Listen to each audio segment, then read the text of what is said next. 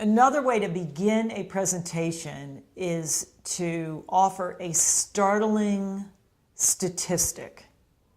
So you have a good story about the person when you worked for the Red Cross who talked about... Years ago, yes. And the thing that made this particularly effective was there were two speakers at a dinner. So first of all, I was speaking after people have eaten and they're tired and they couldn't fall asleep. Sure. And the first speaker was not good and people were distracted and noisy. So the second speaker really was going to have a hard time reining this audience back in again. This person had worked on the relief efforts for the Armenian earthquake. And he stood up and looked at us.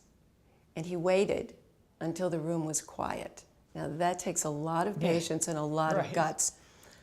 But he waited for us. And we were watching him. And he didn't do anything. So we all got very quiet. So that's the first thing. Don't ever try to overtalk your audience. It doesn't work. We got very quiet as an audience. And then he said, at 10:30 in the morning, on the date of the Armenian earthquake, all the clocks stopped. And he gave two more examples of things that happened at 10:30 on the morning that this earthquake hit. And it took him perhaps 2 minutes to get that information out. And there was not a peep. And he held us through that entire presentation. Because his information was so graphic in a way that we could accept it, and we wanted more. And we knew he knew his stuff. Now, if he would have come up and said, hello, I'm really happy to be here with you this evening.